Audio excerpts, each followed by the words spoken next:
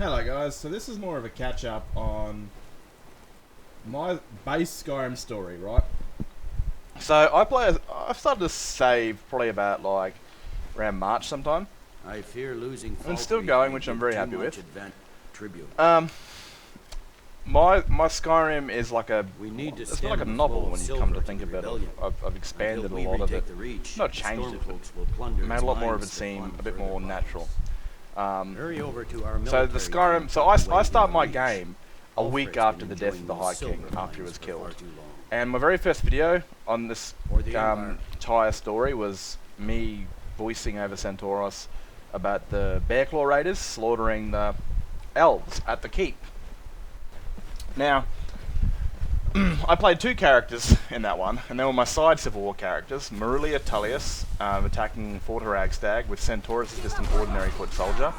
And then I played also Tovadun's son, which is my main Stormblood character's grandmother, with Sigund and Brianna and their Bear Claw Raiders attacking the fort. This is a week after the death of the High King, so the war hasn't actually started yet. It hasn't gotten to full fruition. So pretty much, it's both the Stormcloaks and the Imperials getting ready for the inevitable war. Because before this, I don't know if I've got all the time for this, but basically, Ulfric went to war, right? He went to war. Now, I make him the second son of the Bear of the North, because there's no way the Bear of the North would send his only son, his heir to Windhelm, to become a monk. So he would have had an older brother. And his older brother went to the war, and his older brother died. When Ulfric was in his 20s, early 20s, or maybe 18 or so, he left the mountain to take his brother's rightful spot and his rightful now spot as heir of Windhelm. But to be a leader for the Nords, before you're able to lead people in peacetime, you must be able to lead men into battle. Most of the Jarls in Skyrim are once proven soldiers. You can't be trusted to rule the people in peace times if you can't rule people and lead people into war.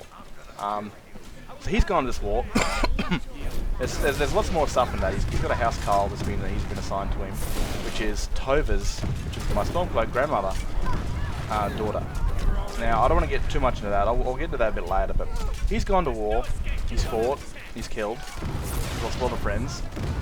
And as soon as the Empire's got the Imperial City back and the elves are on the run, he's called for peace. Now the elves, they're smart. They knew that the Nords are the only ones to save the Empire. That if Skyrim didn't come to their aid, the Empire would have been absorbed into the Old Grey Dominion. Easy. So what they've done is they've outlawed the Northern god, Talos. It was a Nord, and is one of their main gods in their pantheon. And then they didn't do this because they don't believe Talos isn't a god. They did this to separate the Nords from the Imperials. And it worked. Now Ulfric comes back, pissed as fuck, not drunk, angry as hell that the Empire surrendered. Now he was sent to war. His friends, people that he cared about, died just to be able to get the Emperor's throne back. And now he's been sent home when him and his friends were willing to go to the Somerset Isles and burn them motherfuckers to the ground. And so he's returned to even find the Marvcarth that's been taken by the Reach. Now, there's different stories we told about the Reach. The Reachmen that took it over weren't that bad. They killed a few of the Nords that weren't so nice, the more racist kind, and they kind of ruled with decency. They even tried to petition to the Empire to become a legal state in Skyrim, to be ruled by the Reach. But of course, the sons of the Jarl, wanted revenge for his father's death, and he wanted his city back. So he basically allowed Ulfric Stormcloak free worship if he has to take back Markarth. And Ulfric went in there and butchered him. Now he's got a lot of anger in his heart for the surrender of the Empire in his eyes. And he's put these poor pricks to the sword. Women, children, even Nords that supported them or abided by their rules. Ulfric slaughtered them. It's told by a hero song that Ulfric freed the city back to the Nords. By the typical Nord stories, but the truth of it is that it was very barbaric. Now, there's a lot of story I can go into that later on with Ulfric's more personal story. He's been then imprisoned by the Empire and the Thalmor that have found out that he broke the White Gold Concordate, and he's been imprisoned, and he's been sent to the Somersets, I'm pretty sure, for at least 17 or so years. Eventually his father's died, buried in the north, and he's been released. Now as soon as he was released, he started, you know, gathering support for war or independence in Skyrim. And eventually, it got to a point to where militias would start out in the road and start killing Imperial patrols. Start killing Imperial dignitaries of Imperial influence. Even the guards of Windhelm wouldn't interfere with Imperial patrols were harassed or stones were thrown at them or people threw bottles at them. They would just stand clear and pretend the Imperials didn't even exist. It came to a point where the Empire was like, you know, do you want us here? And you know, he's gone, no, get out. And they've gone, fine, deal with all this shit yourself. Deal with the bandits, the warlocks, all this sort of stuff, and we'll be waiting for you when you want to come back. Now, this idea backfired on the Empire, because the Nords did a lot better job than the Empire did. Their militias slaughtered bandits. They protected their own, and you know, they officially made the East the East. Now, any Imperial patrols that close to their borders, their militias would kill and slaughter and leave their heads on pikes. It wasn't a war just yet, but it was a massive civil disagreement. And eventually, years after Ulfric had returned and finally gathered the support of the northern eastern and the southern eastern Jarls, he was finally ready to make his mark. Now, this disagreement's been probably going on for like 7 years, and all of a sudden Ulfric's going, yep, I'll come and talk to the High King. And the Empire's gone, holy shit, thank God. It might be to put all this behind us, it might be to sort something out. Unknowing to them, Ulfric wasn't there to talk peace. Ulfric rocked up, challenged him to a duel, to the death, and killed the High King in a matter of seconds, and then fled the city. It was by honourable combat, but the Empire doesn't see it that way. Now, this is the highest act of treason you could ever do, kill your liege lord. And he wasn't there to talk peace with the Empire, thought he was, but he was there to start a war. Now this war wasn't inevitable. He had just killed his High King. There was no talking out of this now. There was no more, alright, let's settle this out, you know, sit down, have a talk, get back to normal. He had just killed his High King. And the Empire knew that a war was coming, and so the Stormcloaks. So, this is about a week after Skyrim when my game actually starts. Now I played two characters. Like I said, I played Tova, who's a Stormcloak, the grandmother of Sigurd, my main Stormcloak character, and I play Marillia, who you can see on the screen right now, who is leading 20 or so troopers into Fort Ragstad to take it back from an organised bandit group. And Senturos is just one of those ordinary soldiers. So, these battles actually go on at the same time. You can actually see the forts. You can actually see the forts from each other. So, Tova has gotten a letter from a friend. Now, the Stormcloaks are getting ready for war, right? But they need Whiterun. They need Whiterun because, again, Whiterun is very important. It's the heartland. You can't move your troops around. You have to move them through. And you need Whiterun to do that, since it's the heartland of Skyrim. Now, they need allies. And they've just got the opportunity to land in their lap, where Freyla Greymane has sent a letter to an old friend, Tova. Now, Freyla Greymane, in my story, before she was a Greymane, she was a mercenary who served with, or under, Tova. And she sent a letter to a friend saying, I need your help to find my son. I know he's not dead. And, you know, the Stormcloaks just had the opportunity to drop into their lap that they've now got a potential ally. A high-influenced family in Whiterun that can give them a seat of power. So Tova's grabbed the Bearclaw Raiders and they've gone across the coast of Dawnstar all the way to the edge of Imperial territory and slaughtered the elves. Then, at the very same time, they've freed the brother and they've gotten the children as now Bearclaw Raiders. But Marillia and Sigurd have attacked. Marillia and Senturos have attacked Fort Ragstad, and they're the only ones left standing. Which put Senturos into a position where he was now, you know, a known soldier, because he was just an ordinary foot soldier, but he had just earned his name in front of Marillia Tullius, which she reported that to her uncle, who's the general. And then he's getting ready for a war himself. He needs Whiterun. He needs someone he can trust to deliver a message. So he sends Senturos, this trusted elite Imperial soldier, to test him, to see what he's worth. And he sends him to gather the crown. He's gathered the crown with ease. He's come back and he's proven his test. And then he's sent Senturos to deliver the message to Whiterun. If he was to send Marillia to do that, spies would have caught on his daughter on the roads. But they didn't. So he sent him to Whiterun, and Senturos has now done this. He's now overseeing the fort that the Bearclaw Raiders destroyed, because he's now an officer. He's been sent to Whiterun, and then the Whiterun Jarl is sent into the bloody enemy territory, and he's done that, and he's delivered the axe to Ulfric, and Ulfric's given the axe back. Ulfric also wants Whiterun. And he's also put those plans in motion by the time Senturos is set off from Whiterun to Windhelm. And on Senturos' return, they didn't expect a war to happen. They thought they were just going to get Whiterun, boom, easy like that. But again, Stormcloaks had the exact same idea. All Senturos had was like 35 soldiers to make sure his journey to Windhelm was safer. And Marillia, Marillia was there. And Legate Ricker's defense that was going to oversee the fort and take over. Her Imperial troops was opening the fort. And the Whiterun Guards, there's probably about 100 people, alright? Less or so. Then the Stormcloaks have attacked, and they've got 300 to 400 people. But the Senturos has held them at the gate with his troops, Legate Ricker's troops, and the Whiterun Guard, which has officially started the war. Now, in my game, for the last 7 or so months, I've been switching between these characters. I've got side characters, but they're not important in the story at the moment.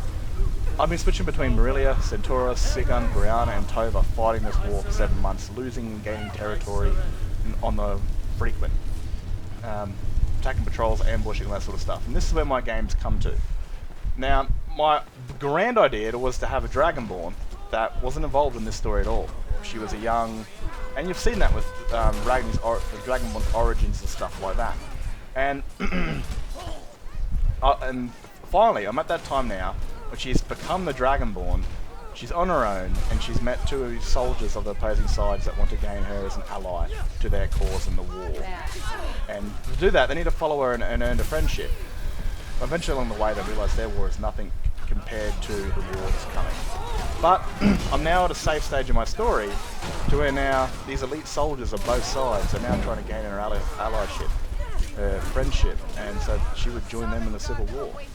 Now, obviously, that's the way the story's going, but I'm now finally in a position, this is Sigurd by the way, I think it's Sigurd, could be a sister, where she's now been announced, and then both sides have heard it, and both sides have sent their elite soldiers to gain her friendship. And so I can finally get to the part of the story which leads into the Dragonborn. And the next sort of clip you're going to see is just that. Where I'm now playing as the Dragonborn, who is on her first quest to gather the horn of Jorgen Windcaller? Jurgen? I don't know what it's called. But yeah, that's what it is. And I'm going to show you, because I'm really excited. This has been 7 months in the making to finally get to this part of the story.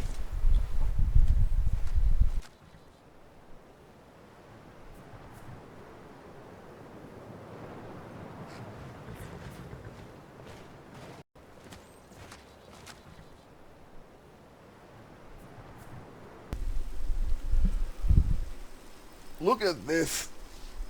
I mean,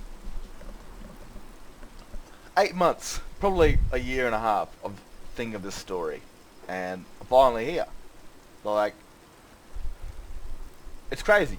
My whole entire idea was to have this young Dragonborn that was somewhat inexperienced. She's not, she's not fucking harmless or innocent. She can still throw down, but I'm thinking of just some ordinary random, mercenary.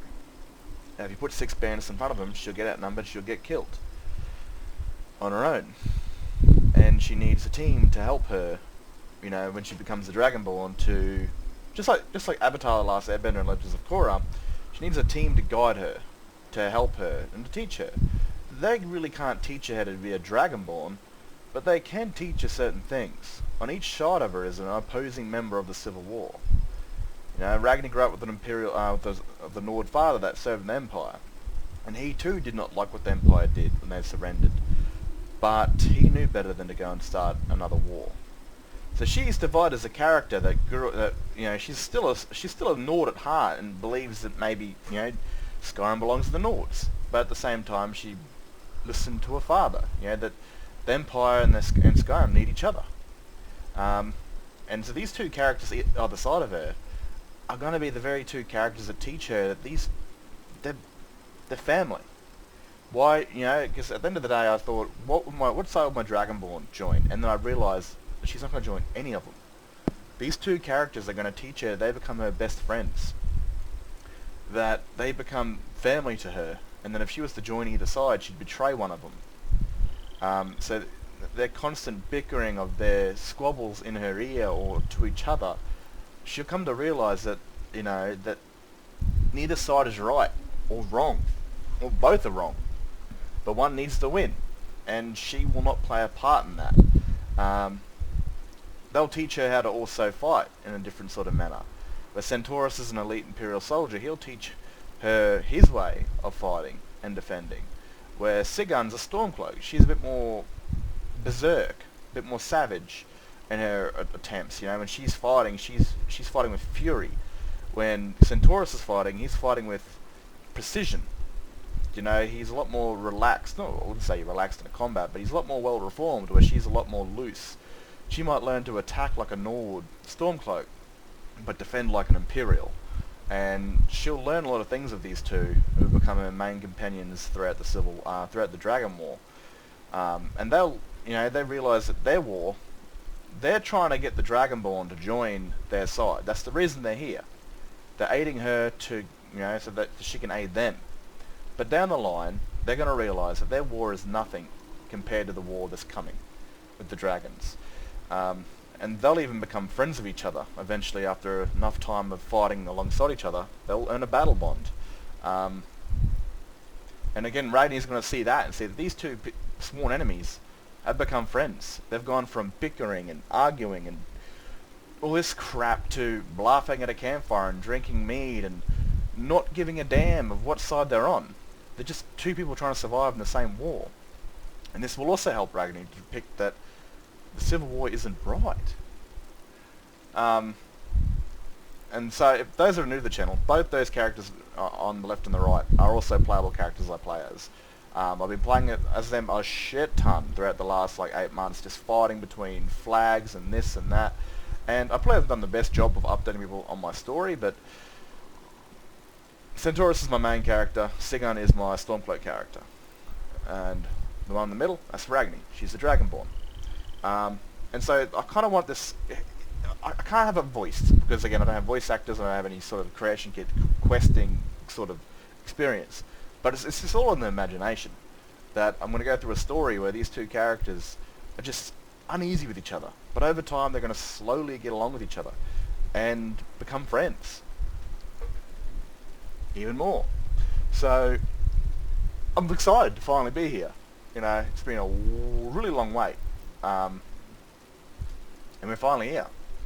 An Imperial soldier, one of the most elite in the Empire, sitting beside the Dragonborn, who's only new to the world, who's kind of smile on her face because she's got two people helping her and she's no longer alone, and an elite Stormcloak soldier, the secret heir of Ulfric Stormcloak. Well, one of them anyway. Having these characters sitting beside each other, man, this is just like my three mains. Ragni's not really my main, but she's the one I made for the Skyrim story. These two are centered around her story, which is awesome. Anyway, yeah, I'm really proud of this moment. I'm gonna get out of here and get back to the story. Hope you guys are having a good day.